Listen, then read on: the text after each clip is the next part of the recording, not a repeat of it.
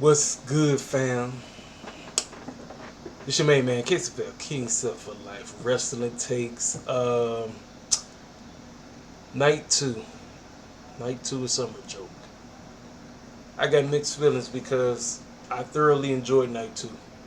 Like honestly. I thought night two was better than night one. But as you can see the picture that's up towards the upper right.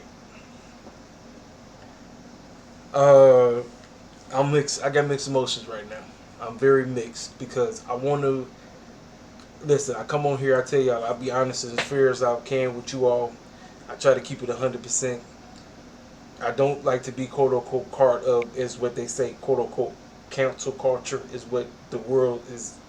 It's basically how the IWC move. But we gotta call a spade, ladies and gentlemen. That man's name is splattered all over this case, and it wasn't clear. I don't give a dang what a higher up that talks to freaking Dave Meltzer has to say. There is no evidence that says he was cleared. I don't give a dang what nobody has to say.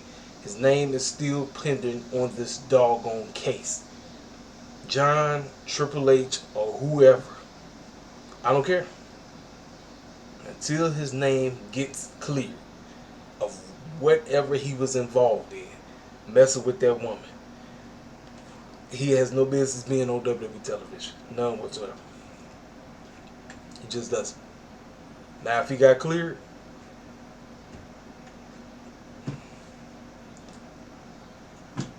what can we do? You either don't watch, or you be like me, you watch from afar. Let's talk about it, ladies and gentlemen. Night two, we opened up the show, which I thought was a very strong triple threat. Naomi, Rhea, Io. Naomi was played out by her father, and I just learned something yesterday. I did not know her father used to tour with Cool in the Game and so many other groups. He was a percussionist. He used to play the guitar and everything. That's crazy. Who would have known? But he played her to the ring. So I was sitting up saying to myself, okay, with all the foolishness going on, with Triple H over here doing all of this political promoting, all of this goofy stuff, and we're going to talk about H when that doggone press conference when I get there. All of this other goofy stuff, I mean, constantly, they kept showing,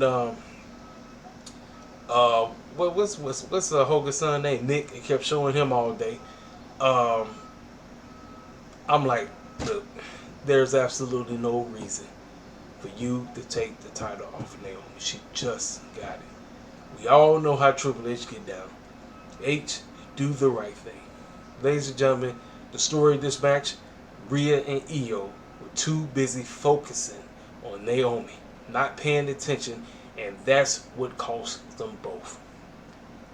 They were too busy trying to make sure that Naomi didn't get the victory.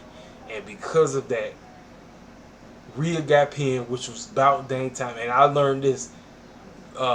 Both Naomi and Rhea have never won at SummerJoke. Neither one of them. So she loses again. And she got pinned, which was perfect. Because Rhea didn't need no doggone protection. She did not. I thought this was a fantastic triple threat. The stuff that the girls were doing, Io doing what she had to do, Rio doing what she had to do, and Naomi coming out here looking like proceed with caution. I mean, a flawless triple threat. I thought this was a very good opening. I thought all three women did a solid job. Great. Naomi retains the World Championship. Next, we move on to the everybody and their grandfather's grandfather was in this matchup. Bodies everywhere. It's funny. Before they talked about this matchup, they had to pay homage to two of the OG tag teams who were in the very first TLC 25 years ago. Now, we already know why the third team wasn't there, because they worked for the other company. That's why they weren't there. If Triple H and Tony Khan and Nick Khan didn't have no beef, I'm pretty sure them being in the audience wouldn't have been no biggie. It wouldn't have been no problem. All of them just get paid. I mean, that's what we want. We as rest of the fans. But because of Brock Lesnar's situation, I don't know now. But I'll get there when I get there. But the YS6, Street Profits, Faxion, DIY, Motor Machine Guns, Andre, Ray Phoenix, even the ladies were getting involved. This was insane. Bodies is flying all over the place. I mean, you would look the spot of this whole matchup was when Candice LeRae got pushed by her own husband because Ciampa went flying into him because of a doggone kick from Montez, and the kick was one of the softest kicks I've ever seen. This fool gonna go fly back. Talk about Ciampa. Ciampa goes flying back. He goes flying into doggone Johnny Gargano. Uh,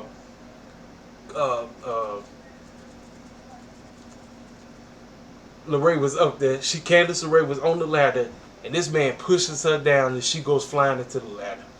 She was done, and everybody in the mama said, "Well, we know he gonna be sleeping on the couch tonight. You pushed your own lady off." I mean, it didn't make no sense. I'm like, "What is you doing, Johnny? What are y'all doing?" I'm like, the Wyatt came out to listen, y'all. I would give a dang more about them if the man was still here, if he was still alive. They came out to his old theme song, man, and they had the rocket chair out there with the ladder. And I was just sitting up here saying to myself, like, man, he been gone for 2 years. It's been 2 years since he's passed away. He been gone for 2 years. I can't believe this. I can't believe Bray Wyatt has been gone for 2 years, y'all. And playing that doggone song, you couldn't help but think about the man. I couldn't help it. I was just legit just think. I said, man, I'm telling you, this is why I'm really not into the Wyatt Six, because my man's not there. And with everybody in the mama getting involved, everybody flying through tables and flying through ladders and getting whacked in the head with chairs. I mean, just this was a overbooked out of this. I mean, just everybody just doing whatever they needed to do. Get their looks. This was the spot fest. If you needed a spot fest, this was the spot fest. But the Wyatt Six retained. They got them They got them tag team titles down from the ladders, from the thing, and they win. I thought this was a very good matchup. And I called it. Like I said they was retained, and they did. Now, this matchup, I'm going to be 100% with you. Becky and Lyra in the past have given us very good matches. They have given, I'm thinking about out of all the matches I've seen, I pretty much like majority of the matches I've seen from them. But for some weird reason, I don't know, maybe it's just me, but for some weird reason, because we had all the foolishness going on in this match, I just personally think everything that happened in this match. Now, I did feel for Lyra when she got her arm, when Becky put her in the doggone zip tie things where she couldn't even get her arms out, and she was getting destroyed. Lyra was getting destroyed. I was feeling for her. Like, I knew she wasn't winning, but I was just feeling for her. But it was just spots. They pulling out crowbars and kendo sticks. Becky over here over dramatically acting like shit. I mean, I don't know what Becky was doing. I said Becky just clowning. I mean, coming out there looking just like her. I mean, man, I'm telling you, her and Seth was made for each other. These two, they were made for each other. That's all I'm gonna say. Looking goofy as possible. But just for me, like I said, the overbooking in this match. I mean, just then the scene where Becky had the doggone crowbar, she was finna whack Lyra. Bayley comes out of nowhere. So I'm sitting up here saying, okay, this is the end of the match right here. If you really want Bayley to go back to being the heel, because you really don't have anything else for her, have her lay out Lyra. Becky handles the business and we move on. Nope. They did the foolishness of her. She took the doggone crowbar. Becky telling her, if I'm not going to do it, you do it. You hit her. You hit her. I'm like... And so then she goes, and then Lyra just perks up and knocks her out and all this crazy crap. And it just goofy.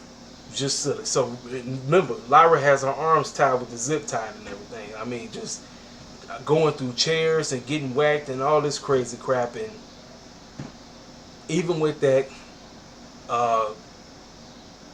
Bayley still ended up hitting her, and Becky ends up winning. I was like, y'all could have finished that and did that spot like I said. She whacks her with the crowbar. Becky takes it in the ring, does a move. It's over. Then we got something. We got to develop a story. But nope, they had to do all this extra stuff and all of this, and I was like, all right, cool. Now the matchup, ladies and gentlemen, that I was looking forward to the most. I'm gonna be 100% with you. I wasn't really feeling it. I mean, I knew that Solo's goons was gonna get heavily involved because that's exactly what happened. All Jacob had was Jimmy. Jimmy was the only one that came to his defense, but it wasn't enough. And with the goons, what do they call them, MFTs or some goofy man name.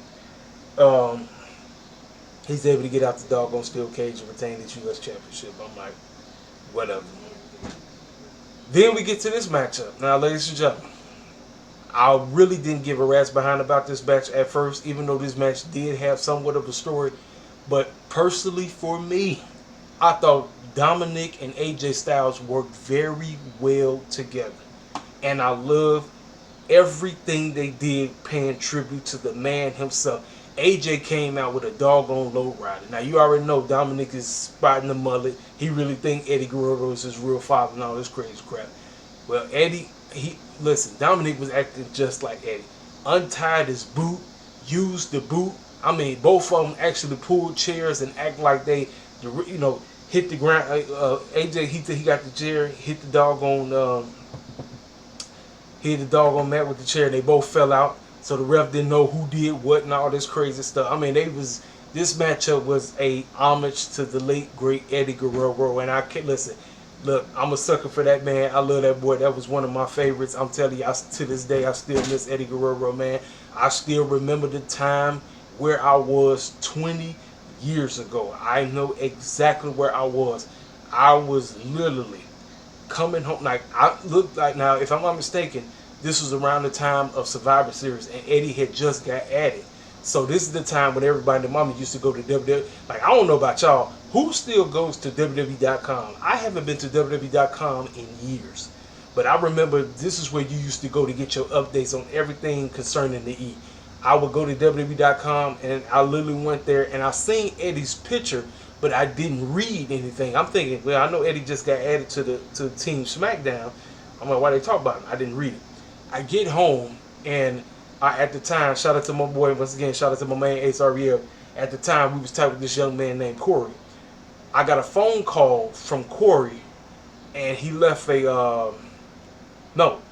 called me. He literally called me. Young man called me, and he told me, he said, hey man, I got sad news. Eddie Guerrero passed away. And I said, what? I said, you gotta be kidding. Man, look. Listen, Eddie got so many cats that's in this game because of him, man. I'm telling you, that was the man. I lied, cheat, I steal. That was the man. I'm telling you, one of my favorite Hispanic wrestlers. One of the best in the game. This is why it's unfortunate that to this day, we still haven't had somebody that's up on his status outside of Ray, because the way how these companies, the way how they portray them, they don't really put them like they should. And this is what we waiting on. We waiting on that one. We waiting on that next Eddie Guerrero, whatever. This is what we're waiting on. I get it. You want to push Dom as him to being the next, fine. If that's what you want to go. But he used his boot, knocked out AJ Styles, and it's funny. Nobody from Judgment Joke came out. Nobody. Nobody. And the fans were absolutely behind. They was behind AJ, but they was really behind Mysterio. And that's what I loved about this match. I thought AJ and Dominic did a great job. I thought, like I said, despite these two matches in the middle, I thought this was great. Then we get here, ladies and gentlemen. So, all the speculation. Cody's going to turn heel. John is faking and all this stuff. Ladies and gentlemen, regardless of the foolishness that happened after the match was done, I thought Fruity Rhodes and Fruity Cena, Fruity Pebbles, both of them did an outstanding job. This was a match. Now, I wish we got some blood. I wish they went outside. I wish they went backstage. Because there really wasn't a street fight. This was just basically a no DQ match. You could say street fight all you want. This was, I mean, yeah, they went to where the doggone, the thing where Cody comes up and he rises. Oh, and Cody's entrance, he had the doggone, he had his father, a promo from his father from way back in the day, Dusty Rhodes promo or something like that.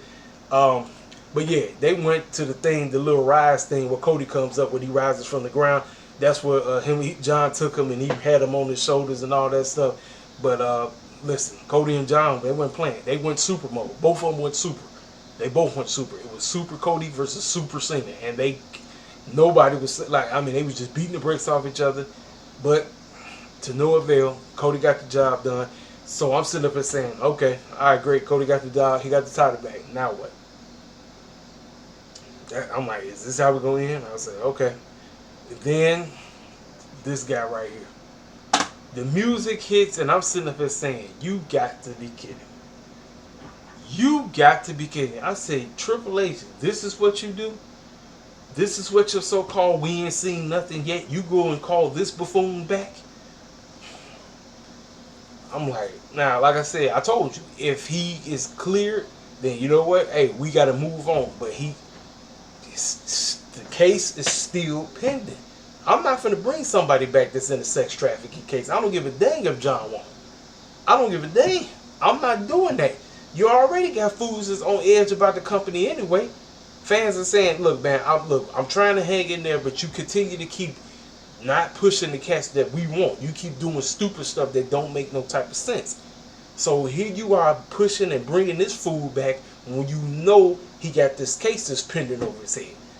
And I'm like, people can sit up and say, well, I'm like, look, we don't know. All we need to know is when the case is settled, when everything is done, then, regardless of how you feel, if the case comes back and says he's innocent, we all got to move the heck on. Every single one of us. But if he's guilty, like the case says, this fool should be nowhere near this company. He should be nowhere near. But you know what this tells me with him coming back, ladies and gentlemen? This tells me that Vince McMahon is around the corner. Yes, I said it. If he could come back, listen, they are testing the waters, ladies and gentlemen. Vince McMahon is around the corner. It won't shock me. It will not shock me that in the next couple of months, we hear, no chance. That's what I'm telling you. Listen, this company don't give a dang. And then, check this out.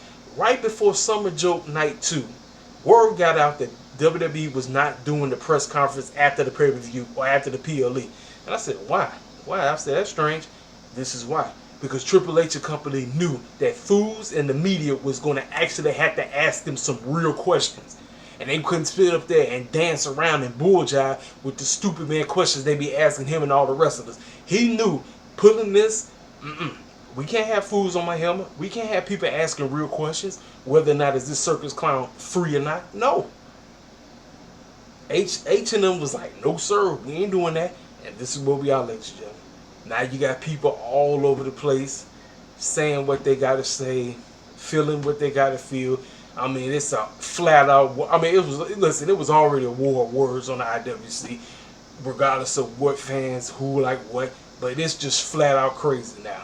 You got fools out here that's deriding this guy, and they are Brock Lesnar apologists, and I mean, then you got the people that's straight up saying they done with this company and ain't watching it no more, and WWE doesn't care about women and all of this and all that. Listen, it's a flat out mess. I'm telling you, I logged on, I said, man, this is crazy. And this is the crazy part. Like I said, Dave Meltzer, quote unquote, claimed that he's been cleared the last 4 months or last 4 weeks. But then Sean Ross Sapp, who actually reached out to a WWE rep to ask, has his legal thing been cleared? They have not gotten back to him yet. Ask yourself that. This is why they canceled the doggone press conference. Because people would have been on Triple H's helmet. Why did you bring this fool back? He ain't nothing clear yet. Nothing is clear. We don't know if he's innocent. We don't know if he's guilty. Why did you bring him back? If his name is still pending all over this doggone case, do not bring him back. I don't give a dang until the case is done and it says Brock Lesnar has been found not guilty, then you can bring him back. But until then, I'm not finna do this because this is what you got. But again, the E don't care about nothing but going viral. They just want people talking about them, and they don't care if it brings a negative, controversial light. They don't give a rat. TK on them they don't give a dang. They truly don't give a dang. And with this happening, I'm like, you know what? It is what it is. I'm like, and for me, I'm thinking story-wise, what the clown would you bring this fool back to go after Fruity Pebbles if he ain't got nothing? It don't make sense to me. It honestly, genuinely don't make no sense. Fruity talk about he want him back. I'm like, it does not make a lick of sense. I could see a John retain. I'm like, okay, we get John and Brock one more time. You know what I'm saying? But now we're getting John and Brock, and we got all this negative stigmatism that's following, and nothing is on the line. Why the heck should I give a dang about this? Why truly should I give a rat's behind about this? There's really no other reason. And for cats is thinking, well, maybe Brock sold his soul to The Rock and all this crap. I don't know. I genuinely don't know. We don't know. This is some foolishness that Triple H don't got to come up with, but it's a messed up situation. It's genuinely a messed up situation. It's messed up. It's messed up all around. I don't give a dang how you like. I don't care if you are a Brock Lesnar apologist and that you said he did nothing wrong and that he could be back. I don't give a damn. Or you on the opposite side and say this food should be gone. I don't give a dang. This is just a terrible look. It's a terrible look. It is a terrible look.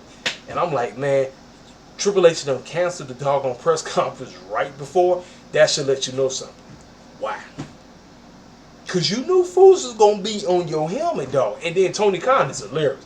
This fool going to tweet, talk about something. Hey guys, thanks for tuning in to AEW. Like, this fool literally going to tweet this right. So that lets you know Tony Khan be watching WWE. Don't even get it twisted. Triple H and them be watching AEW. Tony Khan be watching WWE. Don't get it twisted. This fool, he going to tweet, yeah, guys, I just want to thank you all for giving us a great 2025. AEW is doing great. This is fantastic. We're doing great. And this is where the best wrestle. And we're doing great. No, TK, I know what you're doing. You ain't slick. I told you, Tony Khan is a troll, man. He's a troll without trolling, if you get my drift. He going to tweet that right as this foolishness is happening. Like, TK know what he doing. Tony Khan knew exactly what he was doing with that goofy man tweet. I saw that tweet. I told him, I said, Tony Khan, you something else, boy. You something else. But ladies and gentlemen, this is where I stand on the whole situation. Until his name is cleared, I'm not bringing him back. And I don't give a dang what Dave Meltzer has to say. Because we all know Dave Meltzer is 90% wrong all the time. He might get 10% things right. But we all know that. Because think about this. People, it's funny. I find it funny. When Dave Meltzer is talking about other stuff, everybody always says he's lying. But right here, cats is automatically going to agree, oh yeah, he's telling the truth. Y'all the same fools that say he be lying about everything concerning, regardless of what promotion he talking about. I know this fool has been talking about pro wrestling and being in the media since the 80s or whatever, however long he been covering, 70s or whatever. I mean, I still remember that dumb man picture of him sitting in the room, nothing but clutter, with newspapers and crap all over the place. And he just looked like straight up joke.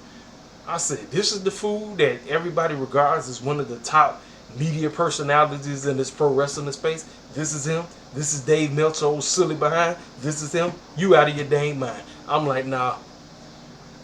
I'm taking my man Sean Ross Sapp. And I know a lot of people don't like Fightful and them. They don't like them. But I trust Fightful over anybody.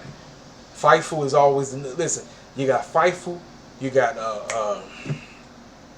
it was the other... Well, I forgot the other one. It was WrestleVotes, but I hope they got that situation done because it was a month or two ago. My man was on some bull jive, but WrestleVotes, Sean Ross Sapp, and them, like that would be like my main outlets concerning when news break backstage or whatever concerning wrestling media or whatever. Because Sean Ross Sapp always gonna get to the bottom of it. That boy gonna get to the bottom of it. And so when he said what he said he reached out to a WWE rep. And they never got back to him. He asked them. He said, I'll get back to y'all on whether or not Brock Lesnar has been cleared. No information. But then Dave Meltzer, old silly behind, gonna put that goofy man crap out there, knowing dang well he lying because some WWE rep. No. Dave Meltzer is always told to put misinformation out there. How many times has he put misinformation out about AEW, and people who hate AEW always take it? Makes no sense to me. It doesn't make a lick of sense. So, like I said, I don't give a damn. John can say, oh yeah, I need him back. So, me and him did great. He come back. I mean, this happened 12 years ago, 2013. SummerJoke 2013, how he was sitting there and then Brock came out of nowhere and beat the brakes off of him. I'm like, this ain't 2013. It's 2025. Well, I tell you. Ladies and gentlemen, I done spoke my mind. I done said what I had to say on this situation. Y'all take it or leave it. You say what you need to say in the comment section. So, because of this, because of Brock, I had to be honest. I'm going Night 1, I gave Night 1 2 out of 5. Now, I originally was going to go 4 out of 5, but because of Brock's situation, it brought it back down to a 3. So honestly, Summer Joke 2025, my final grade is a 5 out of 10. Ladies and gentlemen, you know what to do. Hit the comment section up. If you're new to the channel, make sure you subscribe. Make sure you hit the like button. Leave a comment, and I'll get to y'all cats later. This your main man, KSFL, King 7 for Life Wrestling Takes. I'm out the dope. Holla at your boy.